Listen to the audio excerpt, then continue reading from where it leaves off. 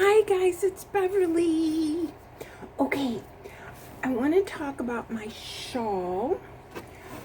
This is for the Crochet Creations by Christie's Shawl Make-Along. And I showed you this once before. And here it is. There it is.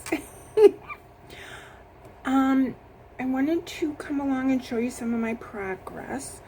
You can also see my progress on Christie's Facebook page. This pattern was on the Crochet Cruise. It was in the book that we got from Mikey on the Crochet Cruise. Crochet Crowd Cruise that I took in February. And a lot of the ladies started it. They had a workshop there. And it's called the Kaleidoscope Shawl. I printed this out. It's in black and white. Okay. This is a free pattern you can download off the Yarnspirations website. It uses a number 4, and they're recommending that you use 3 balls of the Unforgettable, which is a number 4 weight. So if you have some of that Unforgettable sitting around, here's a pattern for it. Now they're recommending, let's see, an H hook. I'm using an I hook because I like it better. And so my shawl may come out a different size than this because they're saying it's 32, you know, up the back by 64. It has a box mesh section and a fan mesh section. So the box mesh is this part. You do 5 rows of that, and then the shell mesh is this part, which is, you know, the granny cluster. And the yarn that I'm using for this, now Christy and Stephanie's Yarn Escape are using this yarn. I had another cake I was going to bring, but this one seems to be okay. This one is the Mandela Tweed Stripes, and this is called in the color Wishbone. And it's really coming out different. I'm on my second skein of this. I think what I'm going to do is, it calls for 50 rows. So I'm going to see where I'm at when I'm at 50 rows. Because this other skein of it, or cake of it, I want to save it and use it for another project. Because the skein is, or the cake is 150 grams, and I have another pattern. It's a paid for pattern. I showed it to you, I'm sure, within the last 6 months to a year, but I'll show you when I go there. It calls for 150 grams, so I thought, hey. So anyway, and plus I have a couple more of these cakes, just one of them, so I think I'm going to be making a lot more of those wraps, you know. But anyway, so this is just to show you this Mandela Tweed. If you've been watching Christy and Stephanie's No Filter, you'll see they're making a blanket with this. It's like the study of texture, I believe. And you can just see how it just comes out so much different, you know, depending on what you make with it. I'm really not color controlling it, except for on the row. I don't want to go too crazy like this one. Let's see, where is it?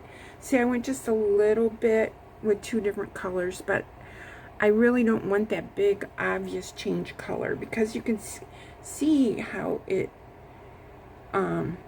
goes from weird color to weird color. And I noticed that the cakes aren't really close where you can look and you go, oh, I'm using this color, and let's see, can I find this color? Because it's really not like that. The section I'm using now, I don't know if you can even see it. It's like maybe a teal and a rust.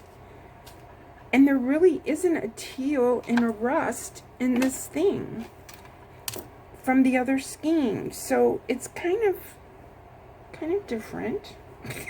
Because over here I got a teal and a gold, and a teal and a darker gold. So, and to see this like blue and white, but there's no blue and white, and then but this is really cool because you know you've got 5 rows of one, so you can, you know, once you get the hang of it, you count 5 rows, you know, and then you know you got to switch to the other pattern.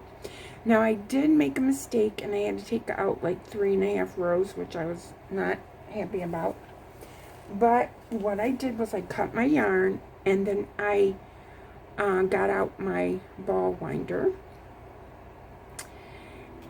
and I unwound or frogged it and wound it up into a cake. So I know that you can see, and this is smaller than it was. It was bigger than this, you know. So I didn't use a lot of yarn and make one mistake, and I didn't find it out till I went to the shell section. So I was disappointed, but it had to be right because I had 40 shells on one side and 36 on the other. So I had to fix that. So that's what's going on. This is gonna, you can see my progress on Christy's Facebook page for the Shawl Along.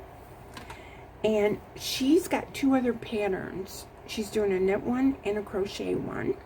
Crochet one came from Hobby Lobby, the pattern. And the knit one came from Premier. And then this is a 3rd pattern that I'm doing. You can do any pattern that you want. It's just a Shawl Along. And so that's what I've been doing with this. And reason I wanted to show this was because these cakes are so unusual. And Christy had showed what her and Stephanie had done, and I wanted to show my variation of it. And it's just coming out, you know, this was laying somewhere and I just saw the colors of it, and it's just gorgeous. It's just, I'm so happy with it. And oh, and I forgot to mention, Marley Bird did a video on this Kaleidoscope Shawl, but she might have some errors in it. Excuse me, something in my throat. But it's important that you watch her video to get you started, I think, because it helped me. Because I was reading this, you know, and I'm going, what, you know? And the video really helped me. So, like I said, this calls for the Red Heart Unforgettable. But if you have any other 4-ply yarn, this isn't a real thick 4-ply. As you can see, it's not a real thick, it's kind of thin 4-ply. I don't have any other yarn here to show you, but it's a lightweight 4-ply. I didn't say what it was made out of. What is this? It's 100% acrylic. So if you have a lighter weight 4, I'm using an I. The pattern calls for an H, so you can make your choice.